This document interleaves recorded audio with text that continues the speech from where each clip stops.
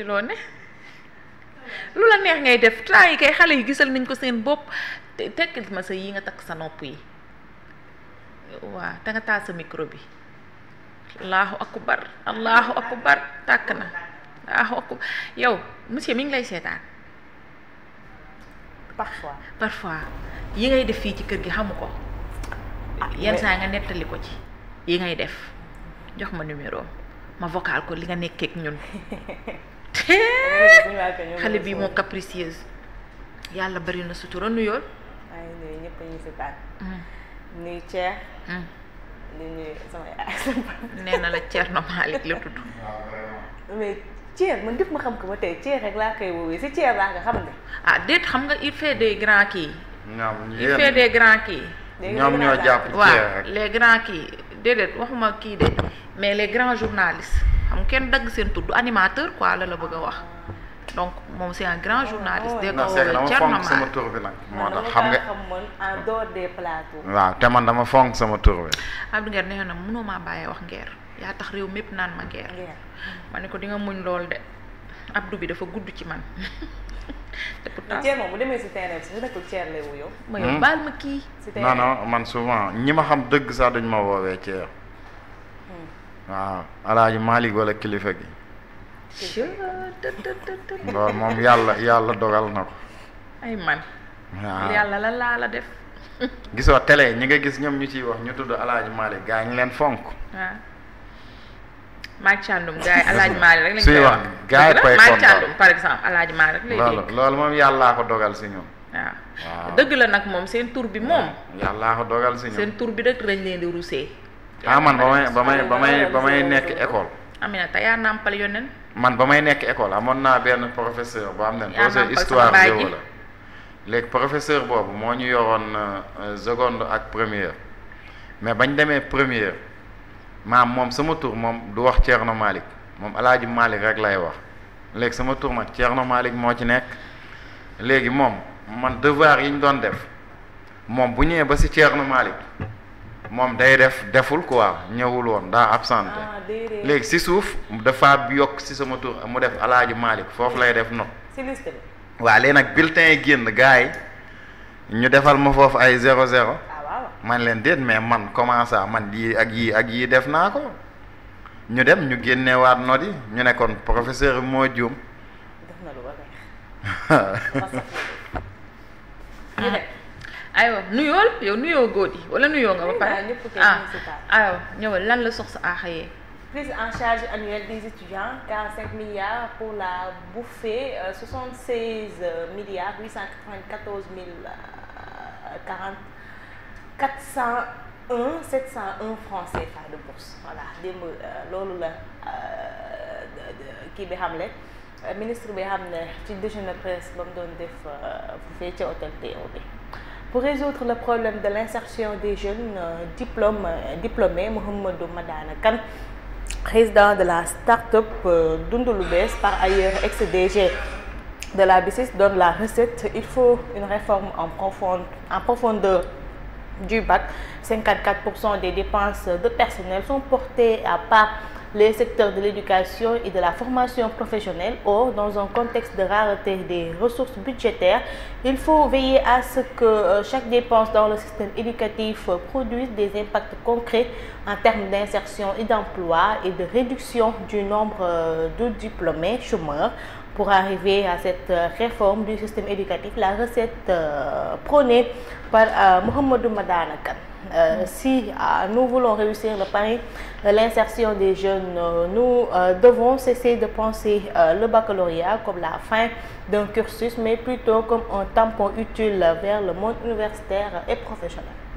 Voilà loolu mais c'est vrai nag vraiment nag nit ñi dañoo sonn nag da ngay jàng ba à 18 ans nga war a mën a am bac à 18 ans non mais vraiment gis nga Fofana wax na ko tey ci suba mooy Fofana bu Sen TV wax na ko tey ci suba jàngum Sénégal ni ñuy jàngee dafa xeewi vraiment dafa xeewi. yow jàng ma nga xam ne dafa xeewi boo amee bac ba ñëw nga spécialisé ci dara. au lieu nga dem def loolu directement mais leneen lay jàngloo ay comptabilité ay fiscalité man ma def journalisme jàng naa comptabilité jàng naa fiscalité man jàng naa marketing sax ça va parce que mën na la servir dara. mais ay comptabilité ay fiscalité. ak matière bu ma bañoon sax. économie. loolu la ma servir ma. lan mooy kii bi foog nga kii ko. loolu introduction au droit sax moo tax. voilà nañu jël xale yi ñu former leen à la base au fait. mais il faut nga dem ba 3e année nga soog a spécialisé wu. ci dara mais c'est pas possible. alors que jàng nga CI ba CM2.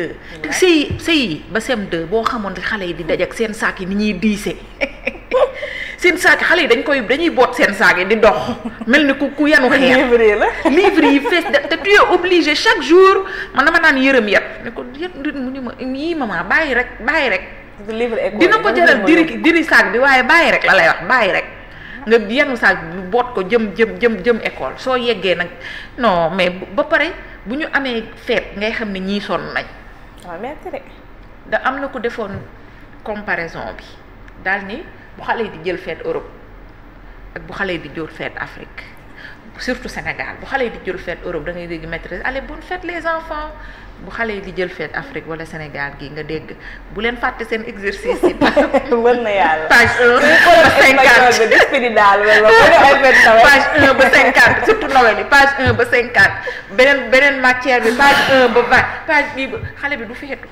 Señorita wax loolu loolu def despedida ko yàlla xam nga amu jëkkër ba tey ak élèves yee ko toog gisee amu jëkkër ndax despedida bon nga acca demal. Ousmane Sonko à l'aéroport pour accompagner le président Bassirou Diomaye Faye en partance pour Bénin. Ça affiche une complicité selon Source A après sa dernière sortie sismique contre le manque d'autorité du Sénégal. Ousmane Sonko ne s'était pas rendu à l'aéroport pour accueillir le président Bassirou Diomaye de retour du mini-sommet d'Afrique USA, mais hier on a eu droit à un autre scénario. Le PM a accompagné à l'aéroport le chef de l'État qui devait se rendre au Bénin pour une visite de travail sur le tarmac de l'aéroport.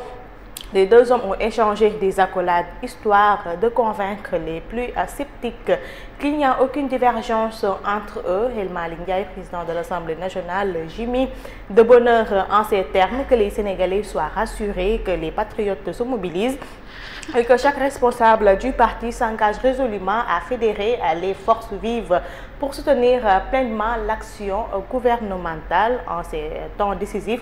Il est plus que jamais impératif de dépasser les postures individuelles, de faire bloc et de nous rassembler autour de l'essentiel derrière le président de la République et le PM Ousmane Sonko.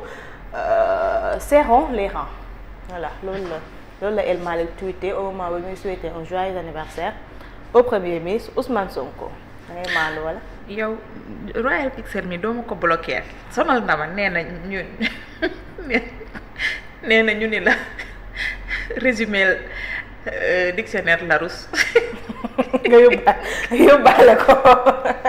di la résumé loo dictionnaire Larousse xale yi sonn nañ. bloquer ma kii waaye sonn naa torop. mën nga yeggale sa résumé. parce que lii dinañ ci ñëw. lii dinañ ci ñëw moo tax mënuma see wax léegi. célébration du 50e anniversaire bi waaj di ñëw di jóge États-Unis di ñëw ku ko teeru du gouverneur ak ñaata nit. matuñu 10. ñaar nit laa gis ñu taxaw si kanam ci ginnaaw. waaw yeggale foofu laay yem. Célébration du 51e anniversaire du PM, les patriotes chez Sonko pour un sankat. laay joor su kër góor gi moom neexoon na moom mais bu joor bi taw bee ko yàq. waaw ñoom dañoo gaaw a fatu nag taw bi. waaw yow man mii yor sama njaboot uuf leen. mais géejewaay sax ba suñ terrain bi noonu xale yi dañ doon yëngal foofu noonu. gis naa fa gâteau amal sama complexe tuuti Thierno Malick. xale yi est-ce que am nañ liggéey. gis naa fa gâteau. xale yi am nañ xëy. gâteau au chocolat sax dama la bëggoon dem ñaari leen. gâteau au chocolat am na mante wala chocolat. am na la. am na la.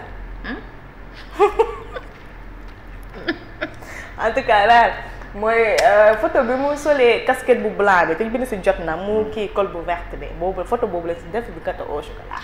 di kon léegi Sonko laal na 51 quoi. chocolat bi laa doon laaj ba xam am na kii. am na la. am na la. affaire yi dafa gaaw de Sonko 51 ans. célébration wala. normalement Sonko normalement ñu ngi 2025 normalement moom fii avant 55 ans bi lay doon président quoi. président. normalement 55. parce qu'il sera président. après su nekkee président après bu defee 10 ans. normalement après day fekk mu am non waaw bu defee 10 ans waaw bu defee 10 ans day tombé mu am 64 ans 65. mu may gars yi benn juróomi at après mu ñëwaat defaat beneen 10 ans. mu ne. yow mën nga yeggale sa revue bi wala mënoo koo yeggale ba léegi gëmoo leen yàlla. ci li yàlla di dogal. Pastef 50 ans au pouvoir. vision bi. yàlla baax na. Dernière rencontre entre les travailleurs de la justice en grève et le ministère de la fonction publique, un véritable dialogue de sourds selon le journal Le Sénégal. mais ñii moom trouvé nañ accord Bala Fofana ak collectivité territoriale yi waa mais collectivité territoriale yi nee nañ dañuy xaar mu dugg en vigueur de. waa moo tax xam naa jeudi dina am kenn ku nekk ci collectivité territoriale dina ñëw waaw nee nañ dañuy xaar mu dugg en vigueur de déglu naa leen. Le Sénégal lance sur le marché domestique un appel public à l'épargne de l'année 2025, 364 milliards de francs CFA mobilisés. Ñu dem évidence en Tesserie, Abdourahmane Diouf dévoile un agenda ambitieux pour la transformation de l'enseignement supérieur. Thierno Bocoum dénonçait promettre emprisonner n'est pas gouverner. Clôture de la tournée nationale sur l'urbanisme à Dakar, Moussa Bala Fofana annonce des mesures fortes. Palais primature, qui sont les clowns du pouvoir? Une communication chaotique. léegi am nañ ay xeetu parole yoo xam ne. man clouna mooy lan. clouna mooy congolais yooyu ñoon ñu doon kii te seen ministre de la justice bi doon leen exécuté. bandi ñooñu clouna mooy bandi. ñu dem Walf Quotidien dégradation de la note souveraine, baisse du PIB et hausse de la dette clignotant au rouge. L'État mobilise encore 364 milliards de francs CFA sur le marché domestique. BAC 2025, les pires résultats de la décennie. Réforme des institutions sous-régionales, Diomaye ne lâche pas la CEDEAO. Il a le soutien de Patrice Talon. Regard extérieur, réponse à Maître Ciré Clédor Ly. Objection maître par Mamadou Ibra Kane. Ñu dem. Le Soleil. Échanges commerciaux, Dakar et Cotonou visent loin en visite de travail hier au Bénin. Bassirou Diomaye Faye et Patrice Talon ont insisté sur la nécessité de renforcer la coopération bilatérale entre les deux pays. Restauration et bourse des étudiants, une facture de plus de 120 milliards de francs CFA par an. Deuxième appel public à l'épargne de l'année 2025. Le Sénégal mobilise 364 milliards de francs CFA sur le marché domestique. Démarrage du BFM 2025. Aujourd'hui, 191 810 potaches face aux épreuves. Ñu dem. Libé, Juan Branco dénonce le silence des autorités sénégalaises. Ci lan? Demande d'information de la justice espagnole sur son dossier. waaye. ñu ko jëlee fee ne jàpp ko yóbbu. moom nañu may jàmm ñun taluñu la de dëgg boo xamoon ni ci ñu ne dig ñu may jàmm. Viol sur mineur, attentat à la pudeur, chantage, menace de diffusion d'images obscènes à caractère pornographique. L'enquête accable le professeur prédateur de l'école Miroir de l'Avenir. am kat moo ko boole. My Best mi nekk fële tam doon wax yu kii yi rek. My Best bi nekk Portugal je pense. moo live am ku ñëw di def ay témoignages foofu noonu ba tax waa Kër Massar dem saisir section de recherche xaw ma waaw. 32 ans la am. Mauritanie lañ ko jàppee. barrage de Diama. alors daal di dugg Mauritanie ñu jàppee ko barrage de Diama.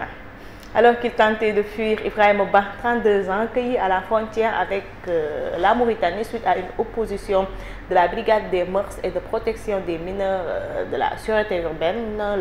Le professeur d'anglais faisait chanter les élèves sur les notes pour coucher avec elles. Il filmait ensuite les élèves en plein rapport sexuel, puis les transformait en esclaves sexuels en menaçant de diffuser les vidéos dans les réseaux sociaux. Les élèves NF 18 ans, ND 19 ans, NAN 19 ans et NFT 17 ans prises dans l'étau. 17 ans.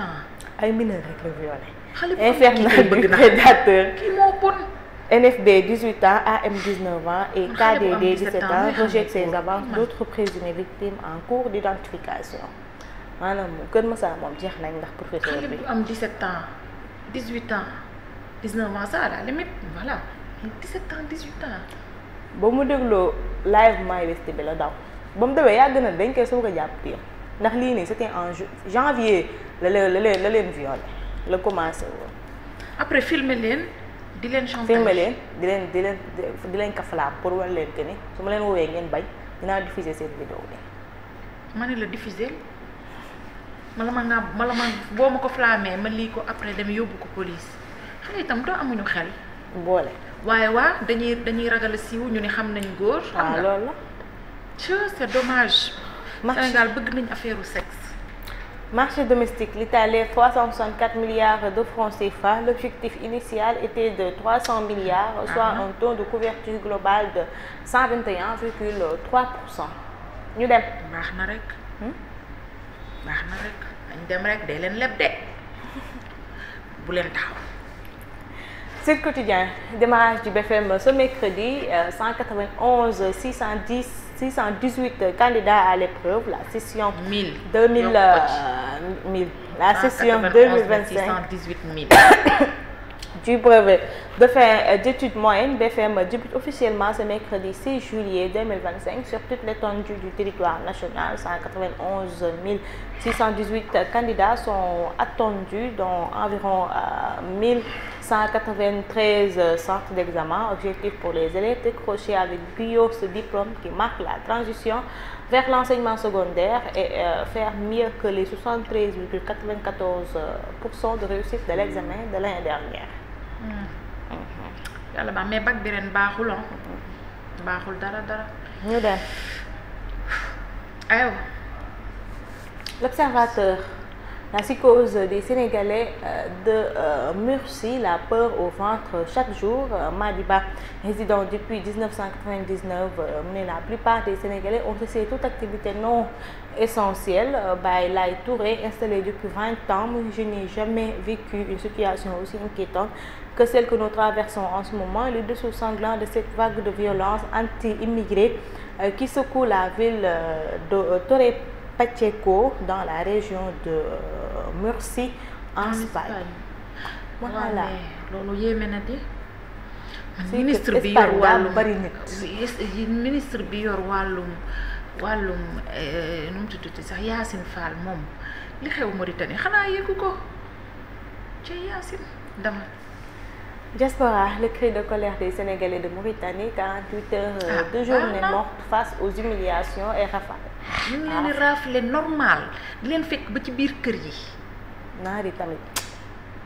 te nee woon nañu xaw ma lan jóge na 50 000 à 5 000 man daal.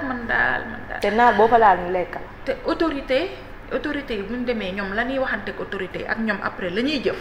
waaw ma loolu mooy son problème comme yàlla ak yaali. gasoil yi nga xam ne tout le temps day accueillir suñu autorité xale yaa ngi sonn nañ foofu ca Mauritanie quand même.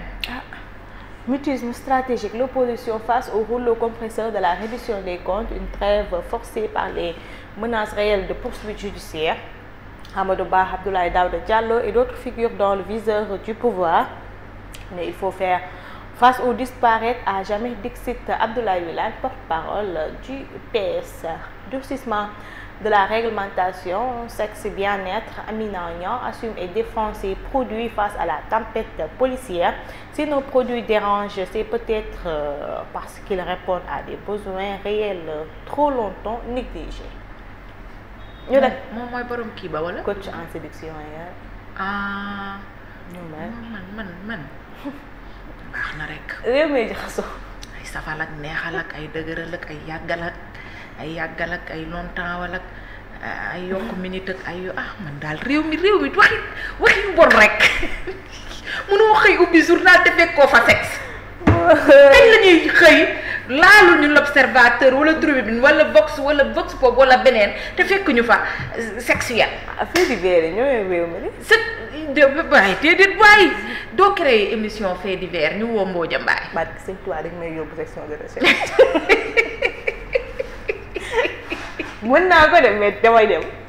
la ma waxoon Mbodja Mbaye am ku ne ma Fatima Bal di wax lii. damay dem ma ne ko Mbodja Mbaye li muy jàngale ñoo ko dàq. damay dem man Saint-Valentin defoon naa benn reportage mais wër coach en séduction yi dem volupté les astuces de Maya Sophie Store pare bañ monte kaw pare lii sa xool ko ne ma lii lu dugg.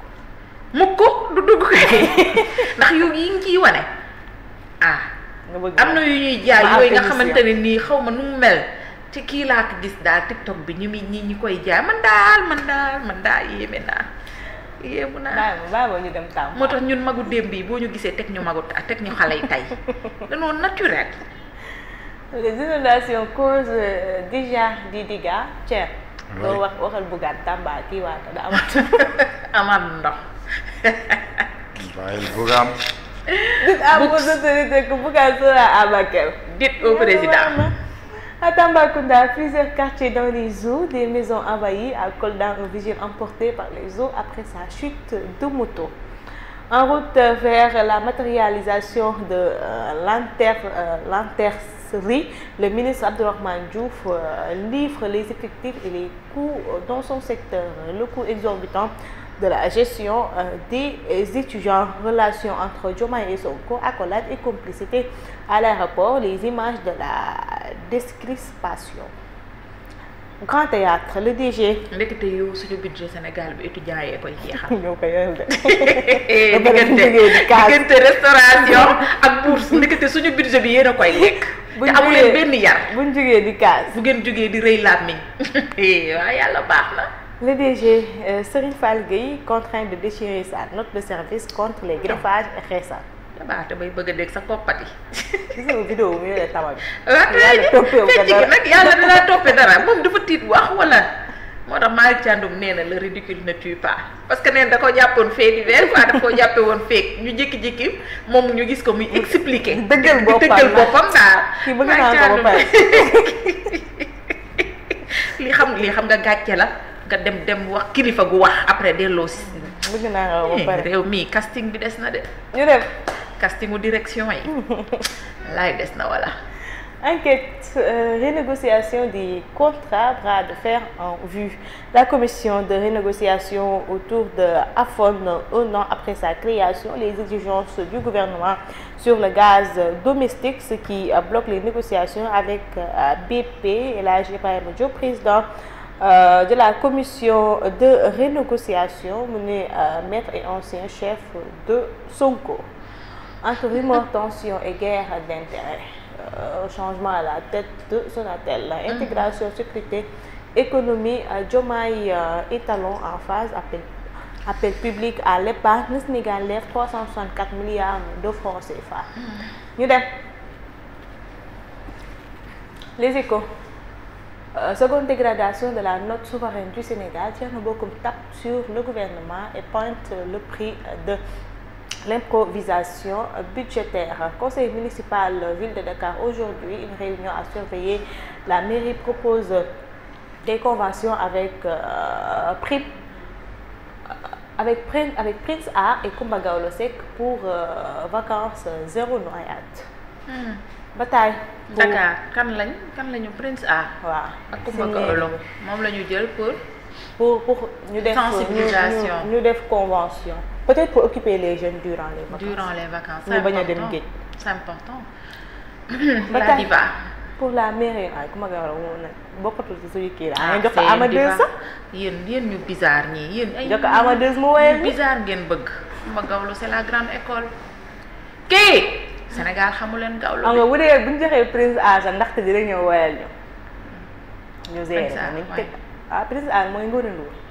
gis nga ndaxte bu sampee Coumba Gawlo samp kenn du xool ndaxte loolu man mii maa la ko wax yéen ñii génération bi sax du ngeen xool ndax Coumba Gawlo bête de scène la yéen xale yi xamu leen dara ndeysaan demal. Bataille pour la mairie de la ville de Dakar, grosse manœuvre de part et d'autre. Bassirou Sambou, mais ce qui est sûr, c'est que le maire de Dakar ne sortira pas de ronde Pastef Taxawu Sénégal apprécie la situation et en discute avec ses alliés. Alioune Tall, proche de Barth, mu ne on ne commente pas les rumeurs, mais le moment venu, l'opposition se réunira pour voir comment y aller. 50 ans d'Ousmane Sonko, fêté hier à la cité Keur Gorgui, les militants mettent en garde Diomaye. C'est Sonko, uniquement Sonko qui est notre leader. Écoutez-le et faites ce qu'il vous suggère. Méfiez-vous de vos adversaires d'hier qui sont autour de vous aujourd'hui. Avocat franco-espagnol de Sonko. bilaay jarul woon branco ñii jarul ko ma dem bu ma ci ñii nga nekk ñii dinañ ci ñëw ci kanam dinañ ci ñëw faites ce qu'il vous dit daal et ce qu'il vous suggère dimanche Balla Gaye 2 dimanche de tous les temps mais kon weekend bi dina bëri làmb de samedi kee mooy bëri Liss Ndiago ak Ada Fass Ada Fass de day daal man Fass waas la mais amatuma yaakaar daal ci Ada daal Fass laa bokk waaye daal amatuma yaakaar ci Ada naa ko faral rek par loyauté kee moo ko ëpp doole de mais Ada Fass moo ko ëpp fit waaw Ada Fass fit bee rëy waaw léegi nag man naa continuer rek far daal ko ci loyauté rek laa koy teg waaye du ci benn yaakaar bu ma ci am la paa ba waxoon per may ma ngoone bi mu yóbboo bàyyi ma jot mooy jëpp ba bàyyeeg moom way sama ndey xalangu si suuf si di xalangu ci suuf si waaye Ada Fass bu baaxee rek ma faral Ada rek par loyauté yàlla ba xam naa ni daal waaye bii moom damaa samp ba le choc verbal à huis clos ba dëgër maa ngi ci xalem jàmm gën bi dimanche nii dinaa la woo force ñaawal la man damay bloqué sama téléphone dama Mame Moussa Cissé, entraîneur des Lions du Sénégal, l'objectif c'est de se qualifier pour la première fois en demi-finale. Coup de gueule, qu'est-ce qui fait courir Abdoulaye Seydou Sow? Abdoulaye Seydou Sow daa samp mbaadu ci kii bi ci fédération bi wala bokkul moom est-ce que moom mooy kii vice-président entier waaw moom la kay mooy vice-président. Merci. Thank you, Amina Ban Diop. Aïcha, la dernière partie, c'est maintenant.